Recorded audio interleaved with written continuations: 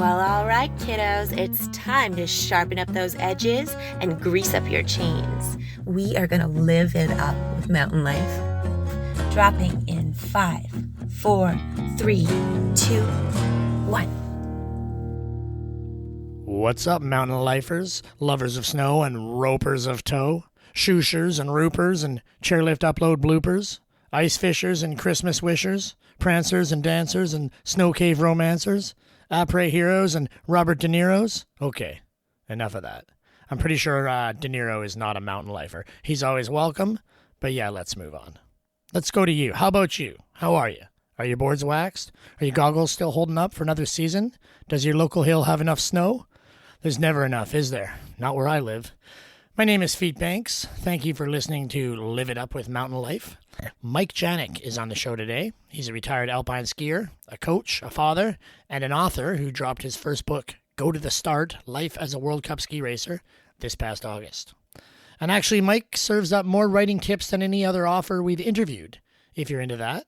He also has incredible insights into sport, passion, drive, commitment, and why Europe parties better than us. But before we can get into that, let me tell you about our longtime partners on this pod, Jack Wolfskin, makers of sustainable outdoor clothing, gear, and footwear. For almost 40 years, the Jack Wolfskin name and paw print have been a symbol of their trailblazing spirit and regard for nature. Inspired by an expedition in northern Canada way back in 1981, they have led the pack with innovative, eco-conscious technologies, a commitment to social responsibility, and forward-thinking outdoor apparel and equipment designs. If you haven't seen the Jack Wolfskin paw print before, it's because they've only just completed their newest den here in North America. Jack Wolfskin will see you in the wild, wherever that is for you. Check them out online if you can't find them in your local shops. Great stuff. Okay. Michael Janyk is a skier. He comes from a skiing family, and nothing makes him happier than getting up the hill and skiing with friends, or with friends of friends, or with kids, or with pretty much anyone. But for most of his life, he was a professional alpine skier, a technical master banging gates on slalom and GS courses around the world over a 14-year professional career that included 3 Olympic Games, one of them on his home turf in Whistler, BC. And while he did win a World Championship bronze medal, and he knows what it's like to stand on a World Cup podium, Mike didn't hit that childhood dream benchmark of Olympic gold or to be the best in the world. And actually, that's a common experience for nearly all athletes in every sport, because there can never only be one single best in the world at any given time. But not many people have dug into or talked about what that feels like from the athlete's perspective and what keeps them going as they continue to grind it out and chase their passions. Mike does, though, in this book, his first book, Go to the Start, Life as a World Cup Ski Racer. And I got the chance to sit with him in the studio here in Squamish to talk skiing, coaching, and to start things off, his Toronto Maple Leafs hat. Quick warning, this episode has like 4 swears and one instance where we discuss a coach who sexually abused some of the athletes under his care. So if that is not something you want to hear, maybe skip the section where we talk about coaches or the whole episode. Although this is a good one. So let's give her with Michael Janyk. Down, and just because I didn't have a hat and I grabbed it one day. Yeah. And I got so many comments, either from people who hate the Leafs and tell me to take it off, Yeah. or people who love the Leaf and want to talk about the game. And so either way, I'm just bullshitting my way through it, and it's really fun. Mike Janyk Yo. in the studio. How's it going? I've got your book in my hand. Go to the Start. Yes. This is a pretty big deal. You got a book. Thanks. Yeah, it feels a little surreal. Obviously, it takes 3 years. It took me 3 years to write it. And to start sharing it, it's a slow process because it's so intense and you're trying to hit the launch date and you're doing the design after you finish the manuscript, the editing, and you're working on the cover and all that. And then you launch it and then you just have to wait for people to read it. Yeah. So it's now been out since officially since July. And people are starting to get some feedback, did the Writers Festival, which was amazing, up in Whistler, and getting it out there and sharing it, and it's becomes more and more real. Yeah. Every time I hear from someone, so it's super cool. I mean, obviously, you're a professional downhill skier most of your career, your whole career. Yeah. How does something like this compare to, the preseason, the training, the race season, the postseason? Is there any comparison at all between, writing a book and a ski season? Yes. And I'll begrudgingly say yes, because in athletics, when you're going, anything you're going for the top end, at least that I found, you need to be very disciplined, and it takes sacrifice and it takes work. And after a career, I retired when I was 31 in 2014 or 32. And I didn't want any structure. I didn't want any of that regimen lifestyle and that scheduling. And I was really just enjoying myself, trying to be free and go to Burning Man. Exactly. Start my first burn and explore some other aspects of life. And then when I started writing the book, that was still 3 years ago. I was back working in the development side of the sport with local ski clubs, and I started to try to write it, and I'm like, okay, I want to write the book. COVID happened, and I tried to write it, and I couldn't do it. I just knew I wanted to write towards my last race, which was a huge, the most amazing run I've had in my career, this out of body experience, that flow state.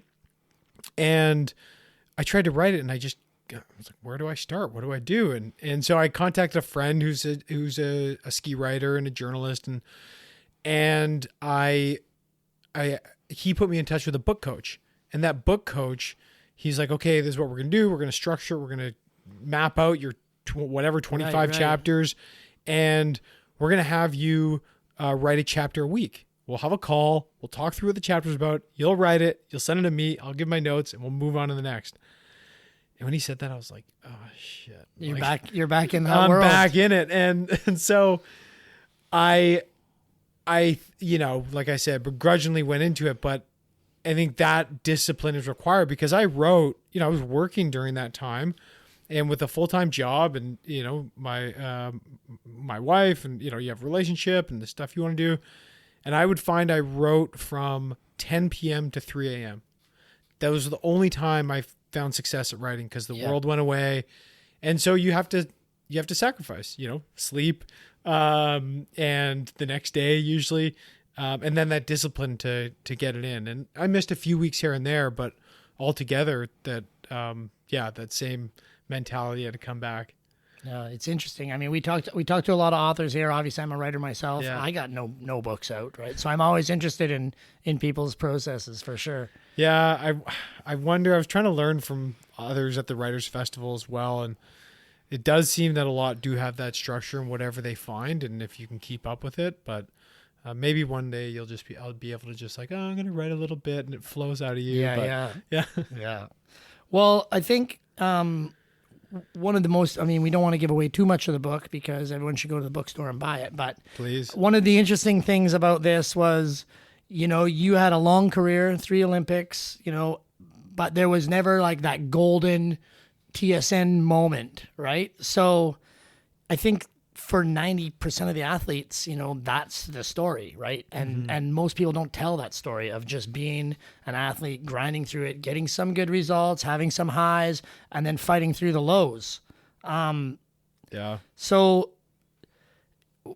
when you don't reach your ultimate dreams, part of the book's about kind of coming to terms with that. Was that difficult to come back to after you'd already lived it once? I'm glad you picked up on that. And that the short answer is yes.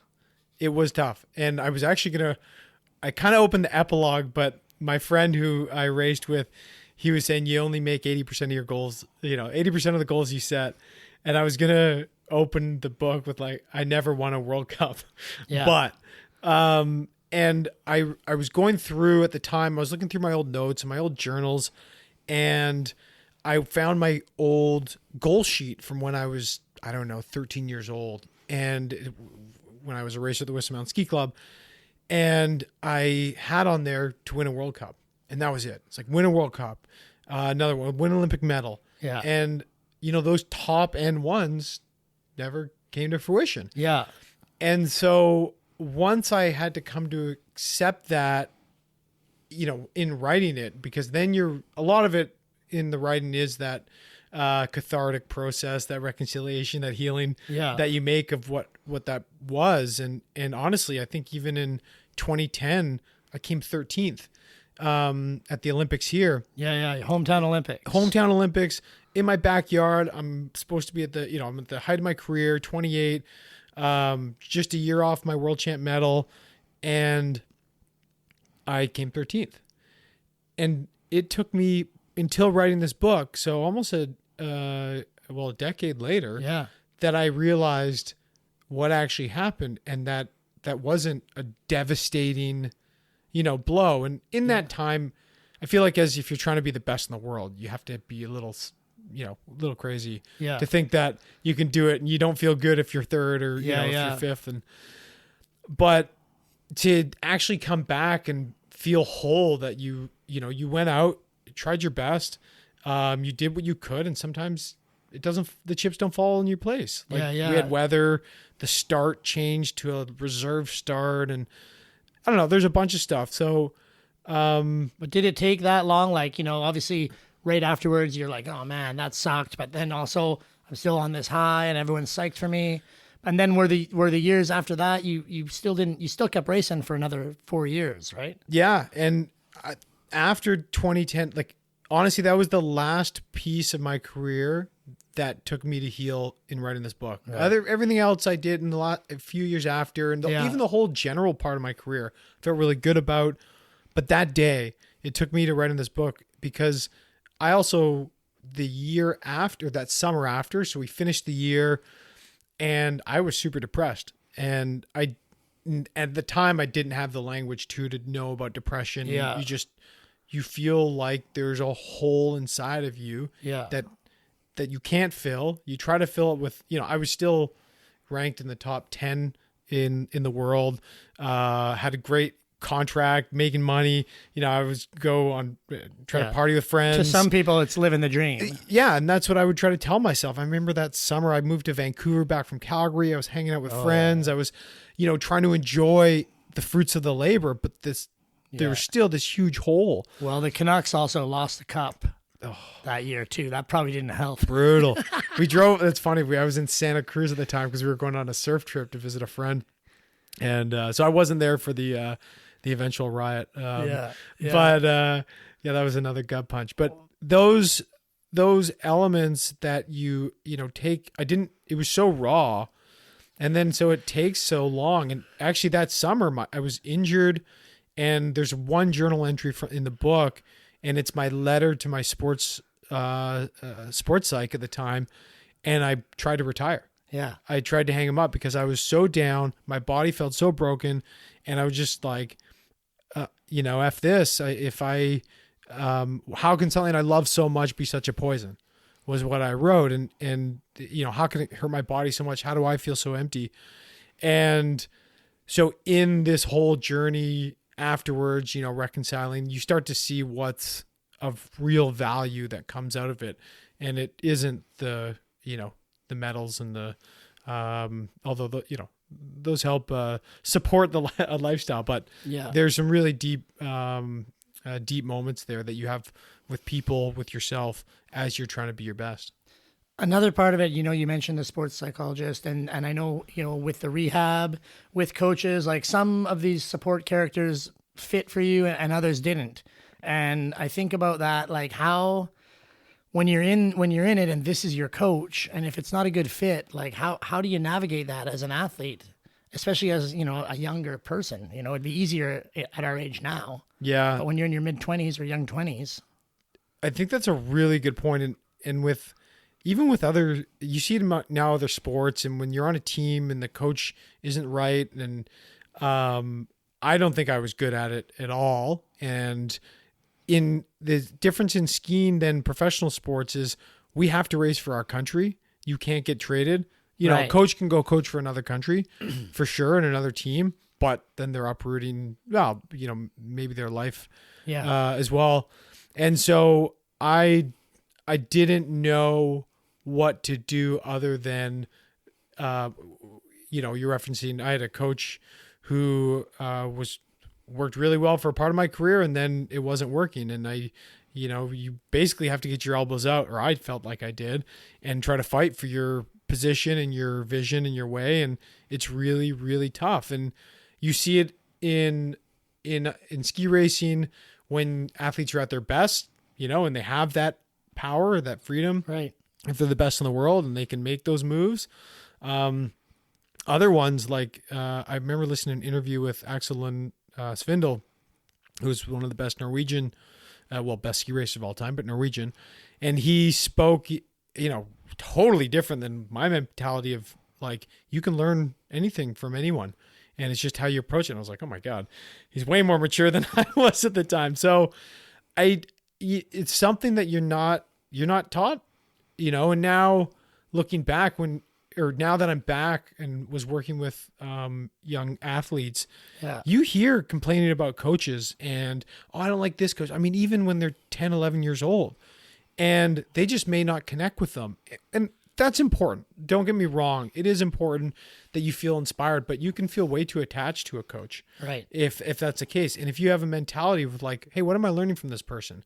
And how do I advocate for myself in a healthy way? Yeah. And I did not know how to do that well.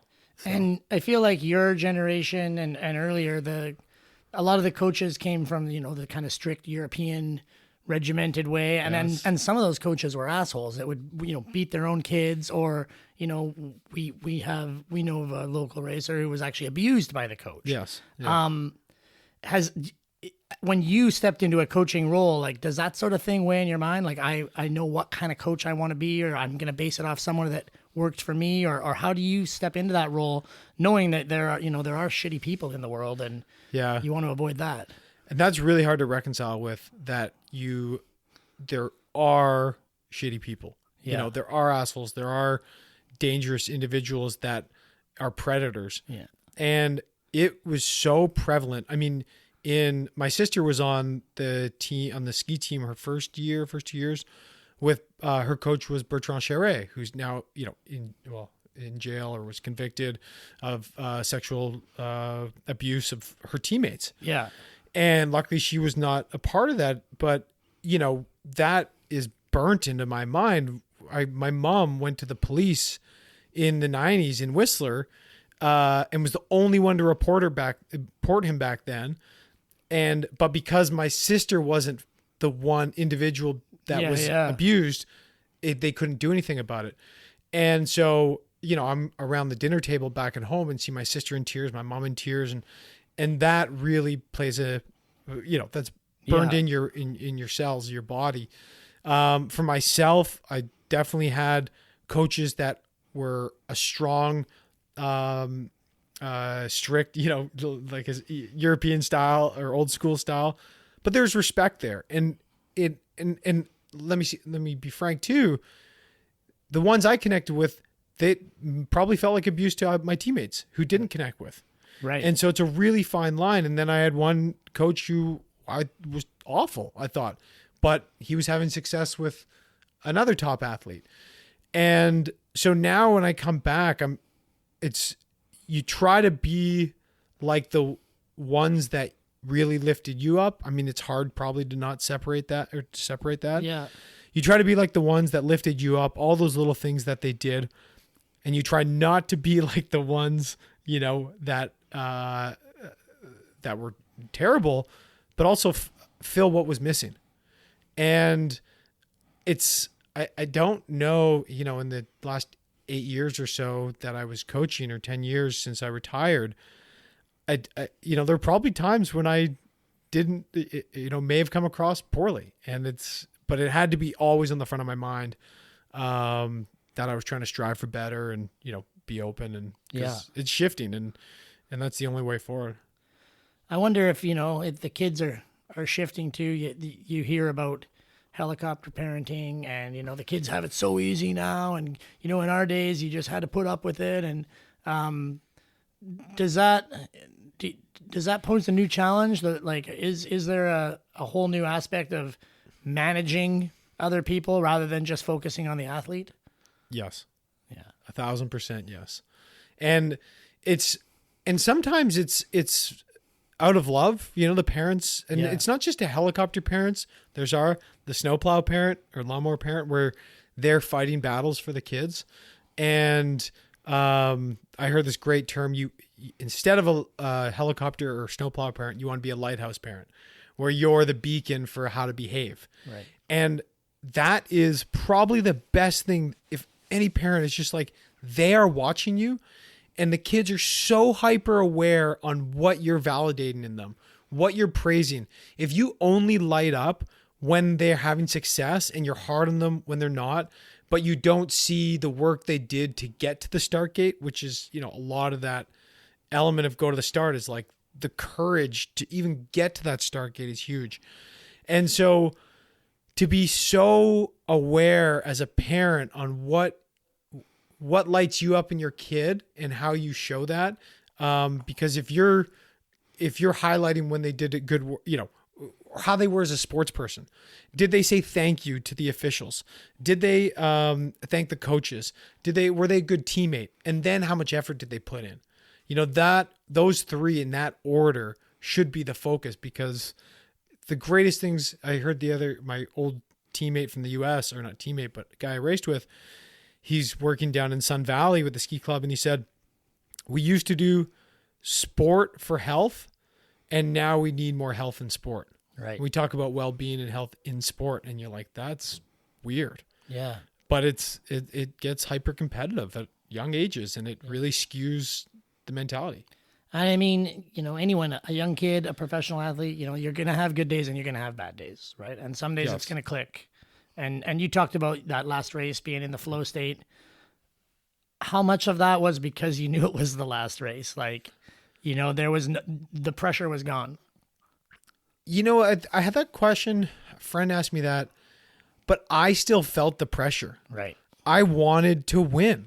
I still did. And some people do in their last World Cup, they dress up in a fun but I still had something to prove. And from when I tried to retire in 2010, I really shifted on how I wanted to be as an athlete, and where the first part of my career was all about this trying to prove myself. Yeah. And, make your mark in the world like anyone young, and you're trying to show what you're capable of. And then that latter part, I wasn't about trying to prove myself. It was trying to find myself. And I wanted to see what was on the other side of those nerves, on the other side of those anxieties and fears that I was blocking out for so many years, and had great skills to block them out. But that energy ran out, and I had no desire to block them out, and they were just taking me over. But I still wanted to win. I still wanted to ski my best because I knew I could. And even the week before, we were training with the Swedes and the Swiss, and I was on fire. I mean, I was beating guys that had just been on the podium, and I still wanted it. And so in that last race, I don't know. Honestly, I don't know. It's like you have some moment of grace that comes over, and all I knew is I needed to go into the nerves. I needed to stick with it. I needed to stay with it. And I just had this moment of clarity come through, and all of a sudden my head was through the clouds, and it was like, oh, let's do this. And then, years later, writing the book, you get to really sort all that out and go back and dive into it and kind of come out with a bit of a better picture, a thesis almost. Do you have different advice after this book now for young kids or even, late teens, early 20s athletes about like the journey and, the decision that you're making to take this path of trying to be a professional athlete? Yeah. Has that changed how you deal with people since you've written the book, since before? Yeah, I mean, like you said, it was starting to be a thesis, and since I retired, and I was working through it, and it just all came together in writing the book, and you can see that through line. And it's not an easy path, although to, like you said, choose to be a professional athlete. There's a lot of sacrifice. There's a lot goes into it, and the chances are, not in your favor. Yeah. But there's an element to, if you do it with the right intention, and that of self-discovery, of of learning. I had a coach who he raced for France in the late 90s, and he coached for the Andorra national team. And then he came over to coach with me at Grouse. Like, he went from coaching the national team in Andorra to U12s at Grouse. He was a big yogi, and he was like a super cool dude. But he would talk about, he's like, if you learn, you win. And that shift in mentality, I mean, I feel like I was listening to a podcast with Bodie Miller recently, who was one of the all-time greats of the sport, American. And he talked about his growth mindset.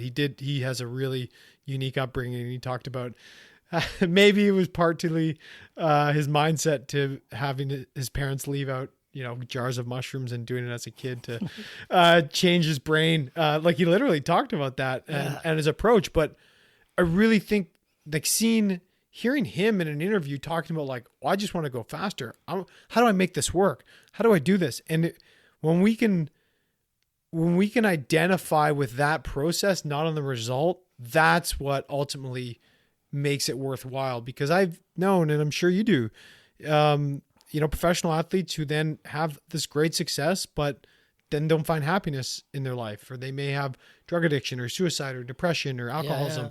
And you don't have to go too far of a radius to meet people who have had those, and whether it's in sport or other successes in life.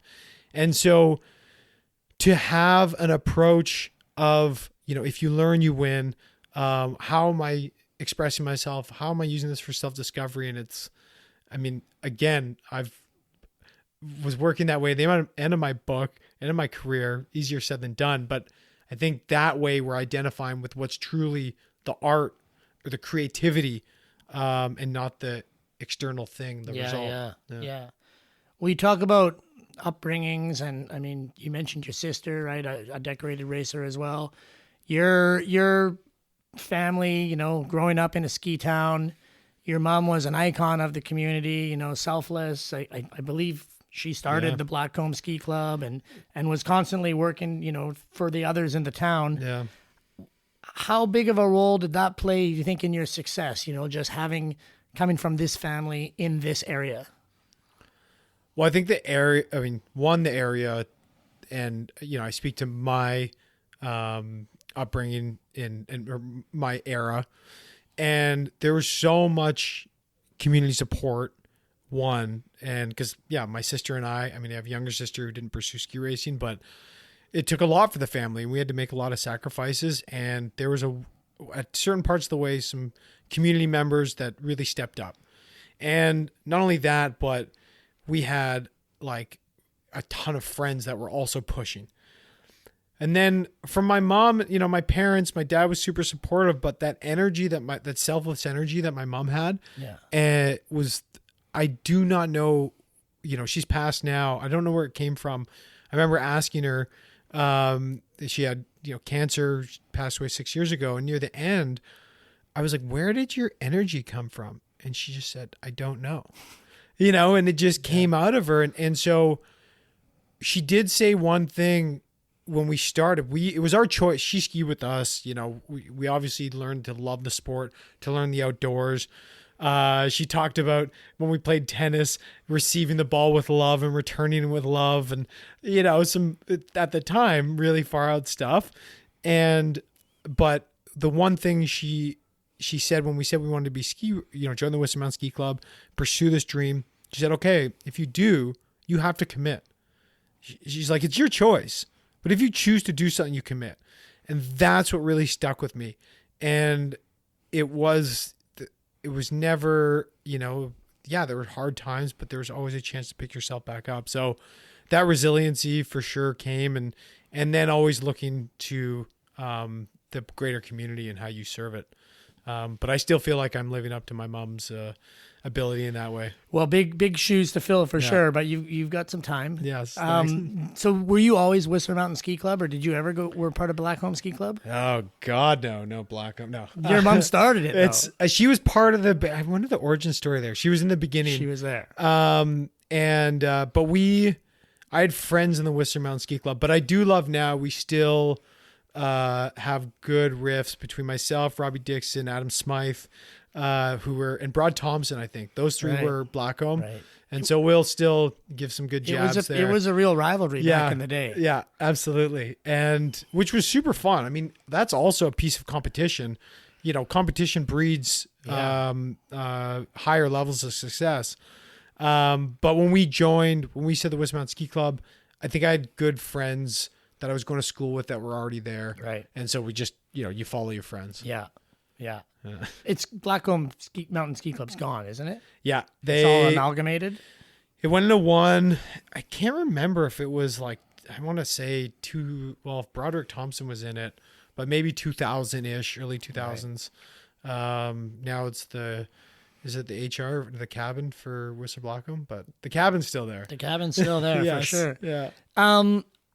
What was it like as a kid? I mean, I also grew up in this town a little bit, 6 years earlier than you, but probably around age 14, the ski club lost a third of their members to snowboarding or to guys that were sick and tired of skiing Gandy Dancer on a POW day. How did you and your buddies, overcome that hump and stay committed to banging gates when there was definitely other people out there, having different kinds of fun or maybe more fun? Totally. And that's a question that I ask now, when you work with kids and you see all of that other stuff that's going on, and I'm way more aware of it now. Back then, it was all I wanted to do, but we had such freedom to ski, like at, 10, 11, 12, you're still pretty young and you can hit little cliffs and little jumps. We got to ski the mountain. But then I remember 12, 13, 14, 15, we would train on the Upper Dave Murray on the old orange chair. Yeah. And so the track would be just down to the bottom or, Upper Dave. Yeah. And then you still had half the run left, and we would go either to Goats Gully or Rock Garden or, and we go hit cliffs. And so almost in one run, like I had one guy, Joey Williams, who he was probably the most gifted, talented athlete that I've ever been with. And he would literally be doing the GS course, drop his poles halfway, see a jump, do a backflip, get back in. And so I never felt like I was missing out because we were with guys that were pushing it on the skis out of the course. And then when our training would be done at 1 or 2 after lunch, and this is so funny, we'd take off our helmets and put on our toques and then go jump big cliffs. And I had another buddy, they go up to the waterfall and jump that, or Tower 27. And I never did that one, but so they were pushing the limits. And so I never felt like we were missing out, because it was all involved. Yeah. And the coaches were okay. Yeah. I mean, they seem, they're most live in town still. And, I've worked, still in touch with them. And, they honestly, part of it, they would take us at times and encouraged it. So that element that we have here, I never felt like I was just banging plastic. Yeah. But a little bit different than the decade before, maybe. Yeah, or the after, yeah. The book, you talk a lot about your family and growing up. There wasn't a lot about your personal life. I know you've got a wife. There wasn't much of that in the the relationship stuff in the book. And I wonder, was that, obviously a conscious decision, but was that just because as a professional athlete, there wasn't much to tell, or it was just you decided these people don't need to be in a book about skiing? Yeah.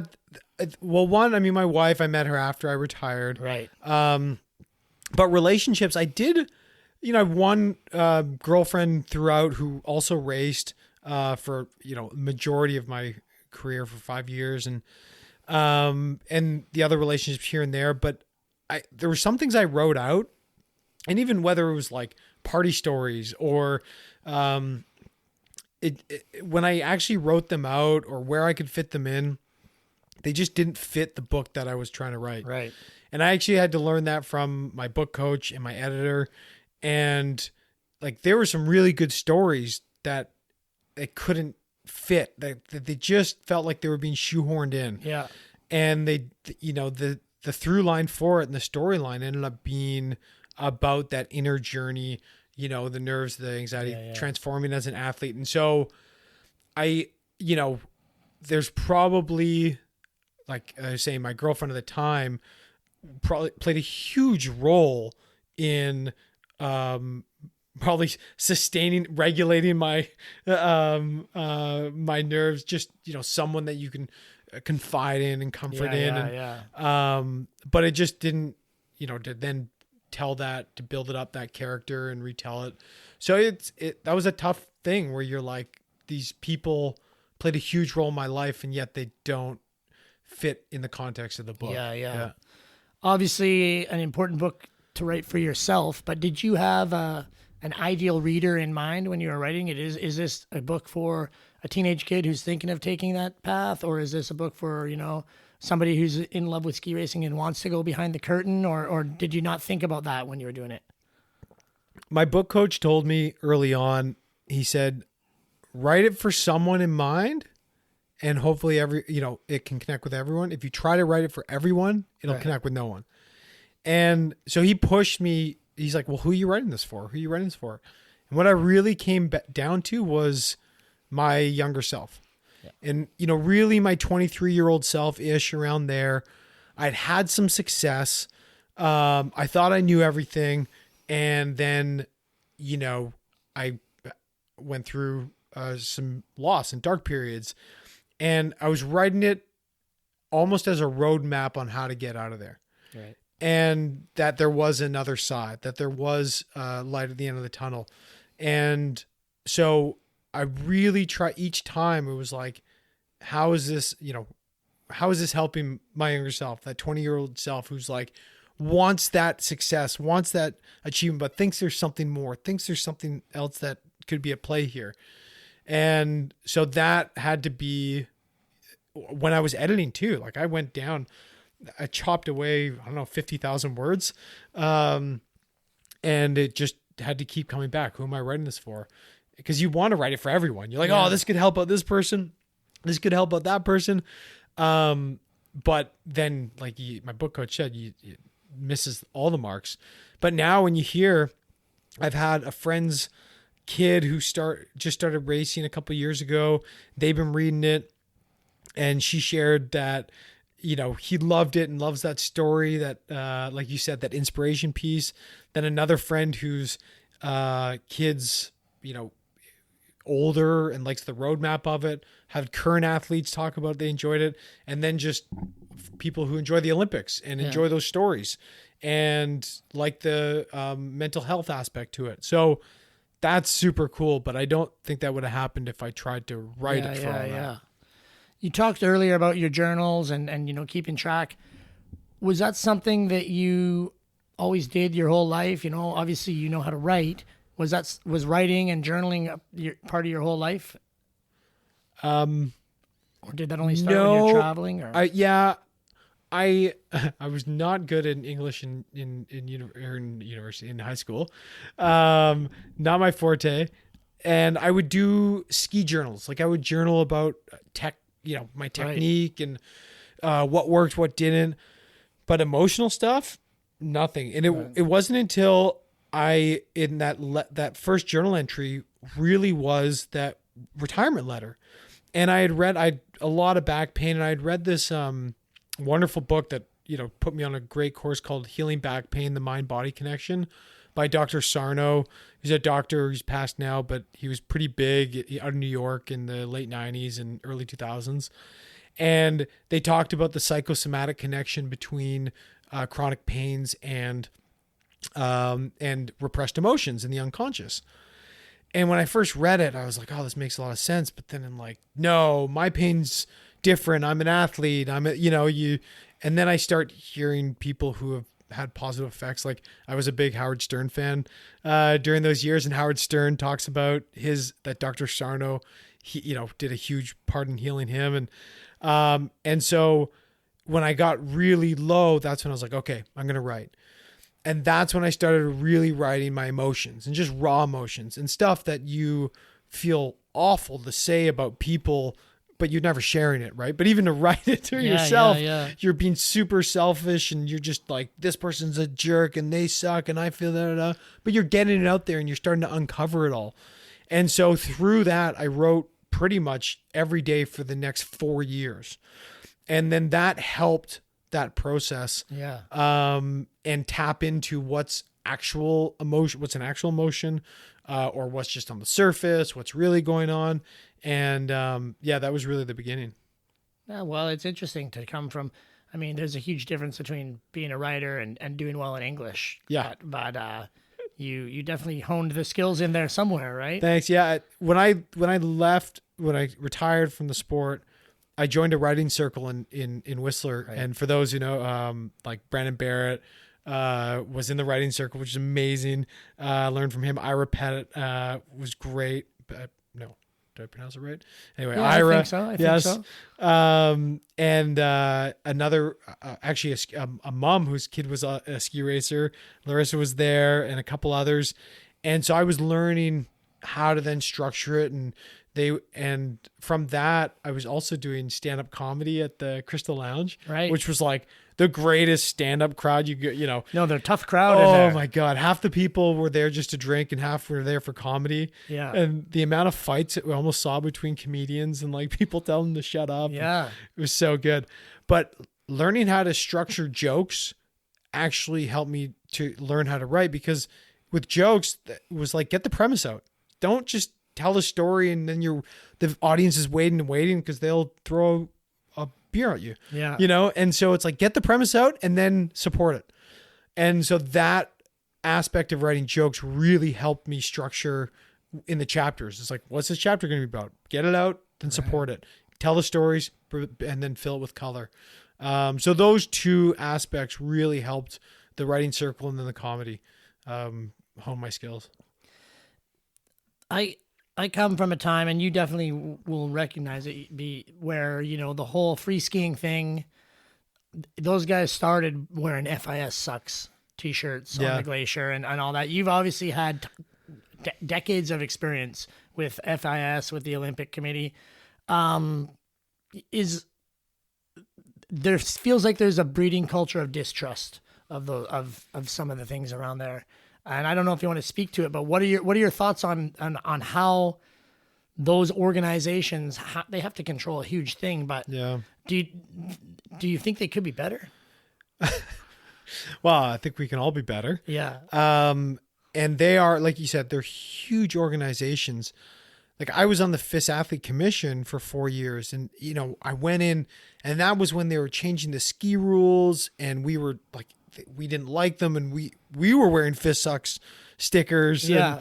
And you start to get in there. One of the Austrians who got me onto the council, he's like, hey, if you want to complain, go do something about it. Yeah. Get in the room. And so you start to see there's like, oh my God, there's huge players. There's a lot at stake. There's, and not that it's right. I'm just saying like human behavior and what shapes us and what controls us. Then people are trying to keep their piece of the pie, and they genuinely are doing what they think is best. And whether you end up being an echo chamber in those rooms or they're very non-diverse as well. Even as an athlete, to have the athlete's voice, you're like, okay, what can I say here? And they take it and not that seriously. So I think those elements, and there are shifts and there's some great people. I mean, there are great people in there, but we don't have a players association, and until it's so structured and it's so regulated, until you have a players association, you're so limited in your voice. I mean, look at professional sport. If hockey, if baseball, if basketball, football, if they didn't have players associations to at least move the needle in some ways, it would look like pro wrestling. Yeah. Right. Like we're going to write your script and you go out there and, and we've tried over the years, but because it's different nations, it's really hard. I mean, tennis, I think Djokovic pushed hard, and because of who he is, was able to put something through in tennis, which has some similarities. And so to skiing, So I think those they're huge ships. They're, they're not that diverse at the top. And so it can become an echo chamber.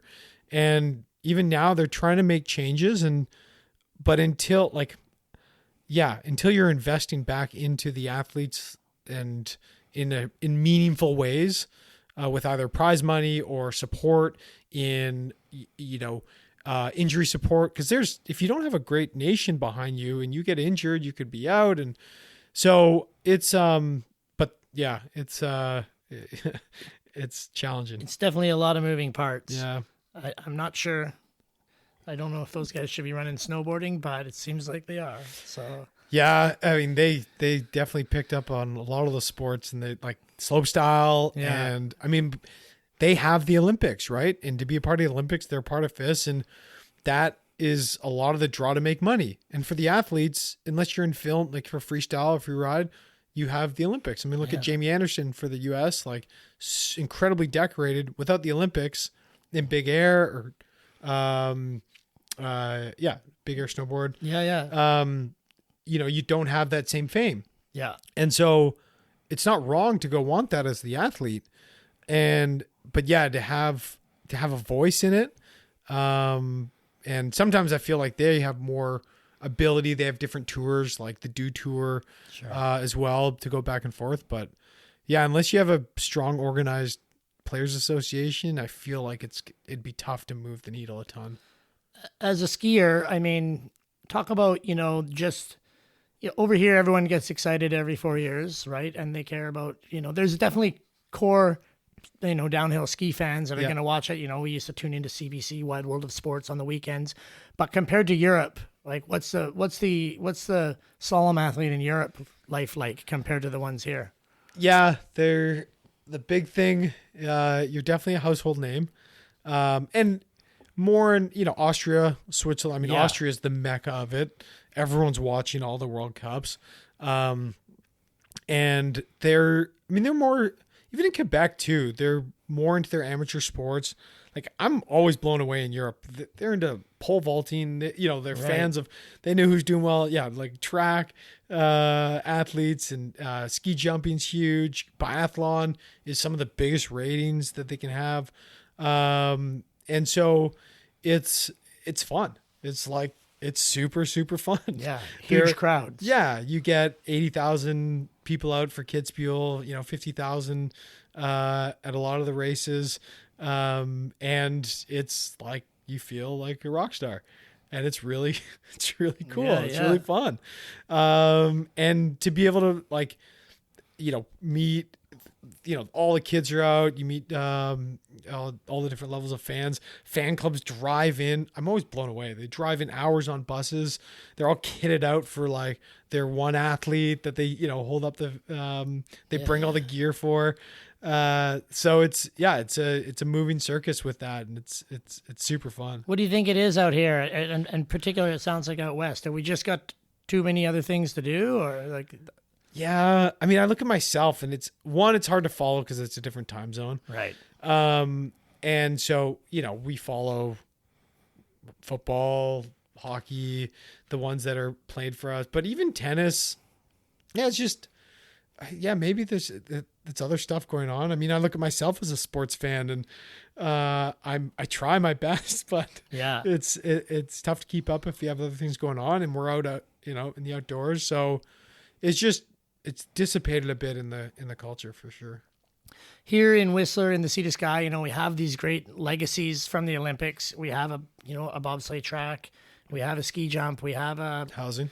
We have some housing, not enough. No. Do you know of kids that are, shifting into those niche sports? There used to be one track in Canada. Now there's two, but one of them is ours. Or, the ski jumps. Like, do you know kids from, the clubs that you work with that are trying those sports or have friends in those sports? Or yeah, and we, I think luge you got more of because of the track here, more local athletes.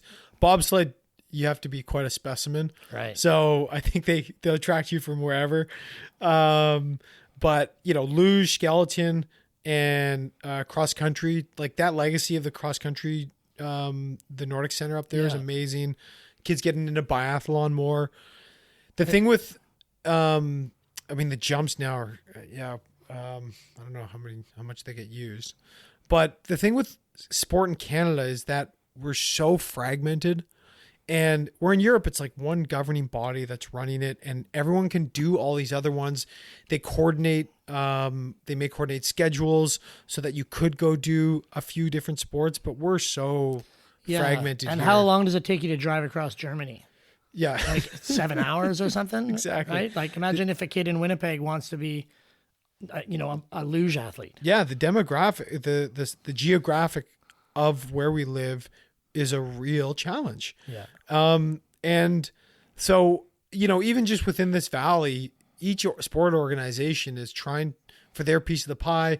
They're trying to get their grant funding. They're trying to hire their coaches and, provide jobs. And it's tough because it just dilutes things a little more, and kids may not be able to try out as many sports as they could. Yeah.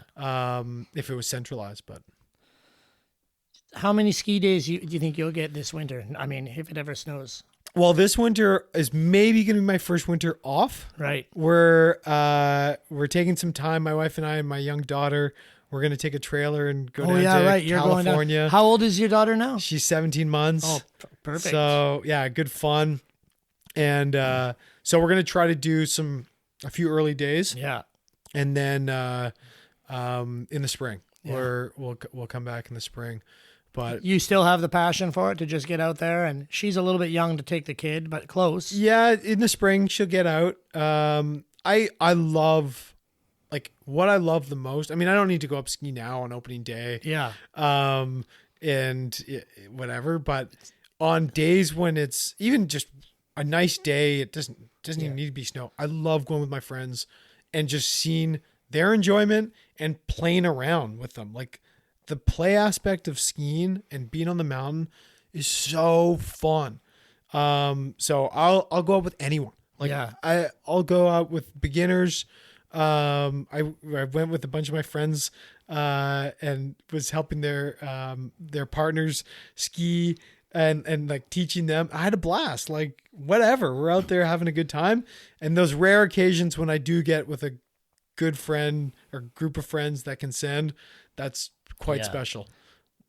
I know Kai Peterson has he's going to drop a new edit in the fifth part of his Sacred Grounds. Yeah. And it's all on mountain, and it's all GoPro follow cam. Oh, nice. And he's like, that's the Sacred Grounds to me, though. Like, I love ripping the mountain. Yeah. Did you get much into the backcountry scene and all that kind of stuff ever? Not much. I tried a bit when I retired. Yeah. There wasn't much time racing, and it was less accessible back then, equipment wise, and it's more prevalent now.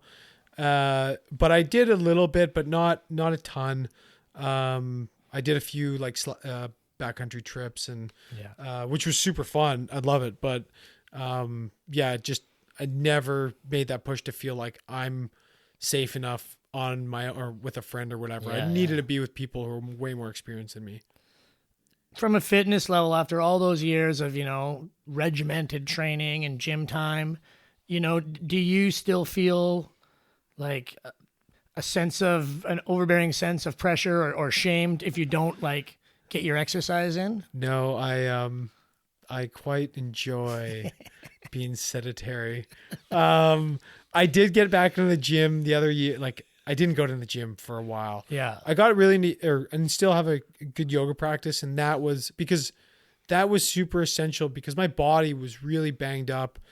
Sorry, I was really lucky. It wasn't really banged up, but it was still, you have creaks and cracks and super tight hips, and just the way you train your body adapts, into a very linear path or the same movement patterns. Yeah. And so to open up, to free up, and I enjoyed that. That was a big part of my sweat. And I would run more because I don't have most of my meniscus in my knee. So I would do some little bit of running, which I enjoyed, but mountain biking I love, and which are probably my biggest fitness aspects. But I do love doing nothing. And, you know, if I'm out of shape, I'm out of shape. I'm not like trying to keep anything up. I did like getting back into the gym when I did. And, I got no qualms. I mean, I want to be fit to do the stuff I love, but I don't need to be at any top form. When you're laying around doing nothing, what are you doing? Are you watching shows, movies? Are you reading books? I guess now with a daughter, that takes a lot of time, but... Yeah, that takes a significant amount of time. And, you know, over the years working and that was a huge, like the roles running the ski clubs were huge. But I enjoy some TV and movies when I can. I try to pick up some books, but I'm following a spiritual practice for, probably since I wrote that retirement letter, you know, for the last 10 years, and try to be just okay doing nothing, like doing nothing. Yeah. And whether that's a walk in nature, using mindfulness walks, meditation walks. So I did spend on my time when I was, you know, really doing nothing after my career. I really do like slow walks in nature. That counts as something. Yes. But I do try to be more okay sitting in a room doing nothing. Yeah. And like, if I can do, you know, and just enjoying the sensations of my body, enjoying the views, really, well, you're in your house, but like, it's a practice. You look at the plant and you give the plant attention, and you give your room attention, and you feel that sensation in the body. And so, and the breath. And so that's something that I continually practice and work on, but you know, it's not easy. Yeah. No, you have to tell me, man, this room is full of distractions and I don't sit still. Someone said, I heard if you could sit, it was like, if you didn't react and you were, could sit still and you were always grateful, it's like, then you'd be a dog. Yeah. We're humans. Okay. Quick and dirty. Favorite on mountain lunch. Oh my gosh. Rendezvous burrito. Oh, okay. Because I do like the veg bowls, curry bowls on Roundhouse. Yeah. But they're a little small. But burrito on Rendezvous. There we go. Favorite ski hill anywhere in the world that you have been to? That's so hard. I mean, Whistler is so tough to beat. The lift accessible terrain. I know I may be pandering and I'm from here, but the lift accessible terrain to expert features you cannot find that anywhere else. So okay. I'm sorry. Perfect. And then, dream location of any season, you know, that you would like to go somewhere you'd like to see. You've traveled pretty extensively, but what's the dream holiday or adventure look like? Well, it would be hard to pass up. I think Switzerland.